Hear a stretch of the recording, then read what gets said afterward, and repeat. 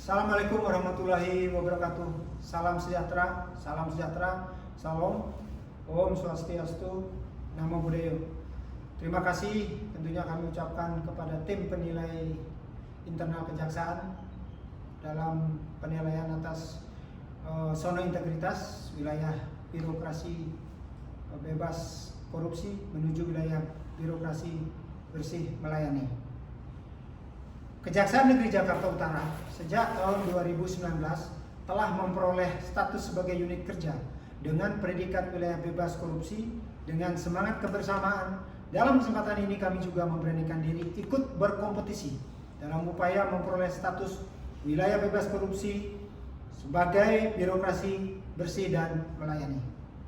Kegiatan reformasi birokrasi sejalan dengan visi Indonesia yang dijabarkan atau ditindaklanjuti dengan visi kejaksaan, bahwa kejaksaan sebagai lembaga penegak hukum yang bersih, efektif, efisien, transparan, akuntabel untuk dapat memberikan pelayanan prima dalam mewujudkan supremasi hukum secara profesional dan bermartabat yang berlandaskan keadilan, kebenaran, serta nilai-nilai kepatutan.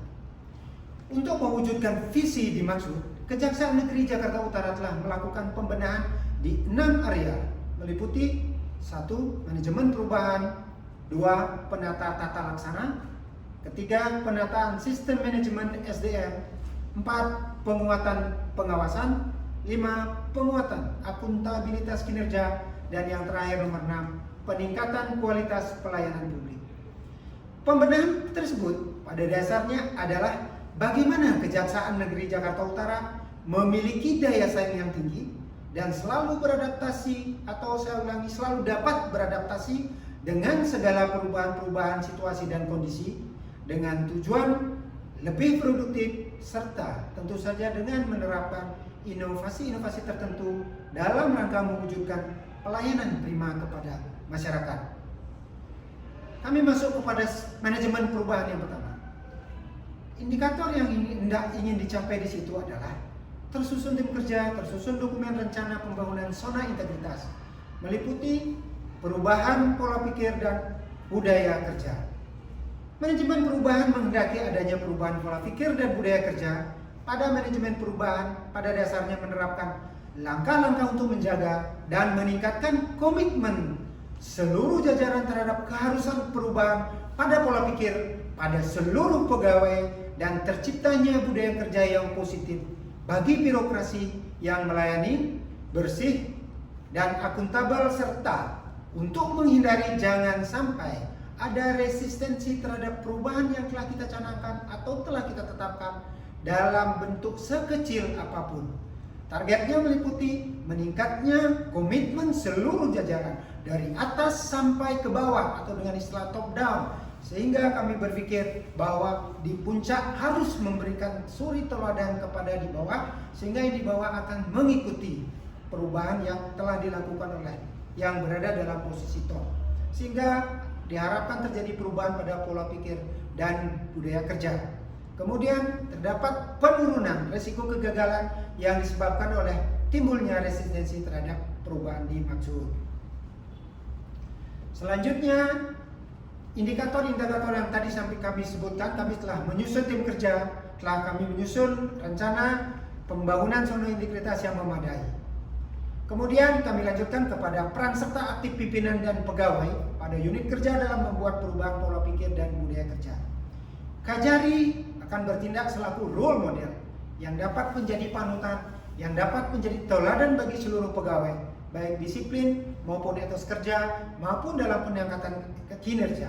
Demikian juga para kasih menjadi agen perubahan yang mampu mendorong seluruh staf di bawahnya untuk terlibat dan secara berkesinambungan, sehingga terwujud apa yang kami sampaikan tadi, dari top, dari atas ke bawah, dengan memenuhi skala integritas yang dibutuhkan. Kemudian yang kecil yaitu pemantauan dan evaluasi pelaksanaan pembangunan zona integritas wilayah bebas dari korupsi menuju wilayah birokrasi bersih melayani pada unit kerja. Pimpinan satuan kerja dan para kasih atau kasubag selalu melakukan pemantauan terhadap pelaksanaan pembangunan zona integritas, melakukan evaluasi secara berkala, melakukan monitoring juga secara berkala untuk kemudian dapat menentukan langkah-langkah untuk melakukan perbaikan yang selama ini sudah terlaksana, sehingga dengan demikian evaluasi selalu dilaksanakan baik oleh Kejaksaan Negeri itu sendiri melalui pimpinannya maupun dari segi kewilayahan oleh Kejaksaan Tinggi dan Kejaksaan Agung tentu saja. Kemudian kita lanjut ke penata tata laksana. Penata tata laksana pada dasarnya adalah bertujuan untuk meningkatkan efektivitas, efisiensi, dan transparansi sehingga memiliki prosedur jelas dan terukur, diantaranya seperti pembuatan SOP. Selain SOP yang berlaku di masing-masing bidang atau yang telah digariskan oleh Kejaksaan Republik Indonesia, Kejaksaan Negeri Jakarta Utara telah menetapkan beberapa SOP atas inovasi atau program-program unggulan yang diterapkan di masing-masing seksi atau bagian, yakni 1. Pembaruan SOP penerimaan tamu pada masa COVID. Kemudian yang kedua ada SOP rujak jakut, ruang jaksa kejari jakut, di mana dilakukan penerangan hukum yang berbasis daring. Kemudian hal tersebut kami juga tambahkan, yaitu melakukan suatu diskusi secara virtual yang berlaku juga secara daring, di mana seluruh masyarakat dapat ikut serta berkomunikasi atau berdiskusi atau menanyakan apapun yang menjadi permasalahannya, itu yang kita kenal dengan DJ virtual. Jadi DJ virtual itu kami upayakan dilakukan secara live, yaitu pada setiap hari Jumat, dilakukan oleh masing-masing jaksa jam 10 sampai jam 11. SOP lainnya yaitu seperti SOP pelayanan tilang, PIAFOS. Kemudian SOP pembuatan izin besuk perkara PISUS.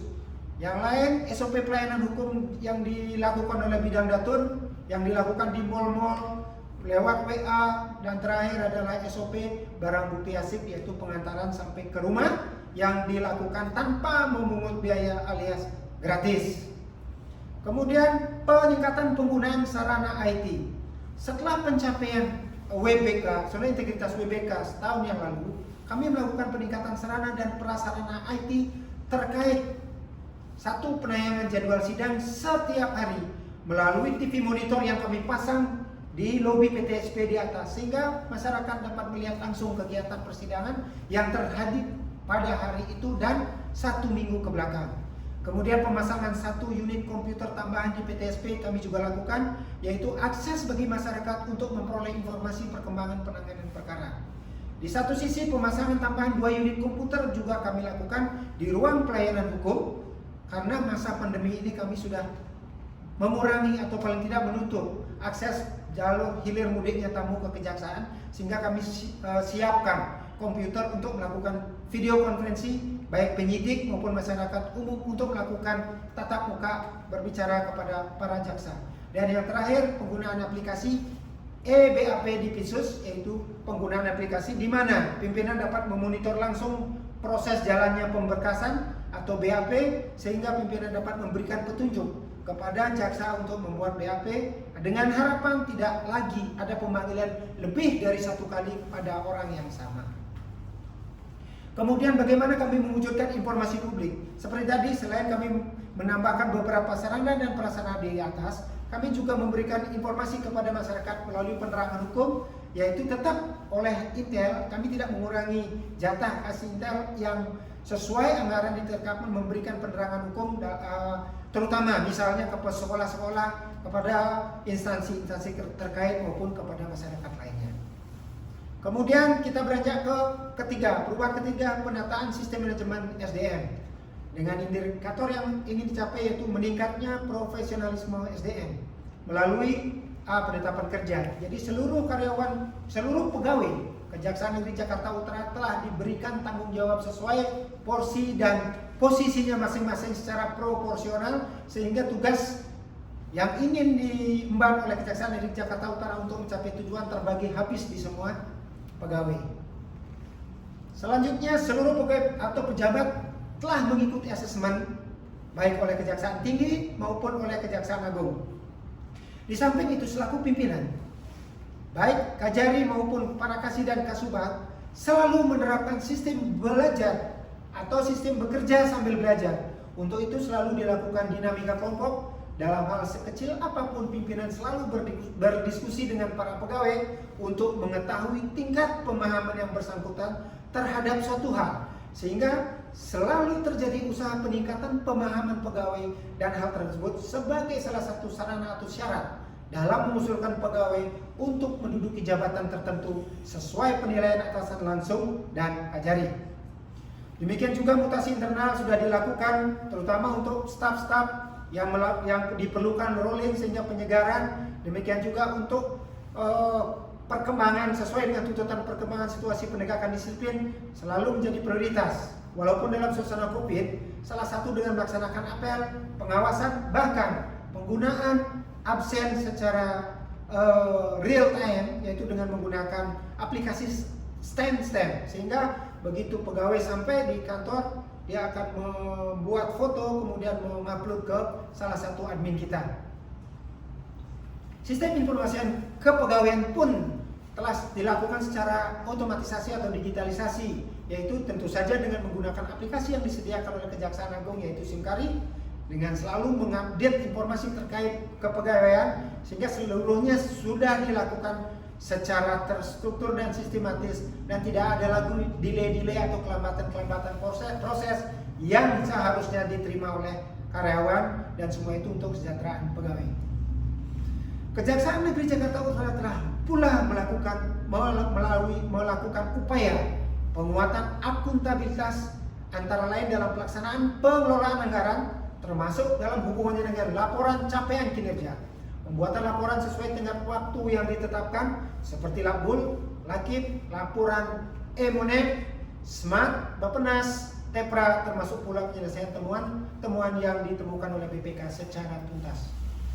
Indikator penguatan pengawasan antara lain selalu melakukan evaluasi setiap kegiatan yang dilaksanakan, kemudian memberikan petunjuk, memberikan teguran atas keliruan sekecil apapun. Kepatuhan pengisian LHKPN yang selama ini dilakukan di Kejari Jakarta Utara adalah mencapai 100% sebagai salah satu indikatornya. Pemahaman tentang whistleblowing system kepada pegawai, termasuk membentuk unit perlindungan pelapor, juga telah kami terapkan, yaitu dalam rangka untuk membantu pimpinan melakukan perbaikan sedini mungkin dari hal-hal yang dapat mengurangi atau merusak upaya pelayanan prima kepada masyarakat. Demikian juga untuk pengendalian gratifikasi telah kami melakukan pemasangan banner terkait hal tersebut. Antara lain misalnya selama ini kami telah memasang banner dilarang menggunakan perantaraan calo, terus kemudian kepada staf kami juga mengingatkan larangan untuk penerimaan gratifikasi. Bahwa transparansi pengelolaan anggaran pun kami kedepankan, yaitu dengan cara setiap bulan alokasi anggaran ataupun realisasi anggaran kami tempelkan di dinding-dinding pengumuman di Kejaksaan Negeri Jakarta Utara, termasuk update-nya dalam setiap bulan. Kemudian kami lanjutkan ke peningkatan kualitas pelayanan publik. Setelah pencapaian wilayah bebas korupsi, Jakarta Utara, Kejaksaan Negeri Jakarta Utara telah melakukan perbaikan dalam kualitas pelayanan kepada masyarakat, yakni peningkatan sarana dan prasarana yang tadi kami sudah sampaikan, sebagaimana yang telah diuraikan di atas. Penyiapan air minum gratis di ruang tunggu, penyiapan televisi, penyiapan free wifi, penyiapan pengecasan gratis, dan tentu saja hand sanitizer. Semua itu dalam bentuk peningkatan kenyamanan bagi masyarakat. Kemudian selanjutnya terkait dengan pensuksesan program tabur penangkatan terpidana, kami sudah antara lain mungkin sudah 4 atau 5 buronan telah berhasil kami tangkap, antara lain penangkapan di Indramayu, penangkapan bersama Kejaksaan Tinggi Sumatera Selatan, kemudian sampai saat ini juga PNBP Kejaksaan Negeri Jakarta Utara seluruhnya telah mencapai hampir 21 miliar. Hal tersebut adalah merupakan menurut kami kemajuan yang lumayan di dalam masa pandemi ini. Kemudian pelayanan yang perlu kami lakukan, perlu kami dorong atau prioritaskan di sini yang kami sampaikan adalah kemarin kami memiliki program Jakut yang hanya sifatnya pasif. Jadi pasif itu kami hanya meng-share materi-materi yang terkait yang dilakukan oleh para jaksa, kemudian di-share di YouTube, Facebook, Twitter, Instagram. Namun sekarang kami kembangkan, seperti tadi kami sampaikan, kami kembangkan dalam bentuk diskusi yang dilakukan secara daring dan terbuka kepada masyarakat. Sehari atau 2 hari sebelum ditayangkan, kami akan promosikan melalui Facebook, Twitter, YouTube, website kita kepada masyarakat luas, sehingga masyarakat bisa mengikuti program atau acara tersebut dan bisa berinteraksi langsung dengan narasumber, dan didampingi pada saat itu diikuti juga oleh jaksa-jaksa kita yang ada di Kejaksaan Negeri Jakarta Utara. Mungkin terkait pandemi, kami juga telah melakukan program vaksinasi di Jakarta Utara, kemudian melakukan bakti sosial berupa pembagian sembako. Kami juga turut serta mengawasi kelangkaan obat-obatan. Kami juga mengawasi dan ikut melihat penyekatan-penyekatan, dan kami juga ikut membantu transportasi rumah sakit, dalam hal ini Rumah Sakit Koja, di dalam pendistribusian oksigen dari tempat pengisian sampai ke rumah sakit dengan menyediakan 2 sarana kendaraan. Mungkin dari kami hanya begitu. Selebihnya kami mohon maaf apabila terdapat kekurangan-kekurangan yang tidak kami sengaja. Wassalamualaikum warahmatullahi wabarakatuh. Salam sejahtera untuk kita semua. Om Santi Santi Santi Om Namo Buddhaya.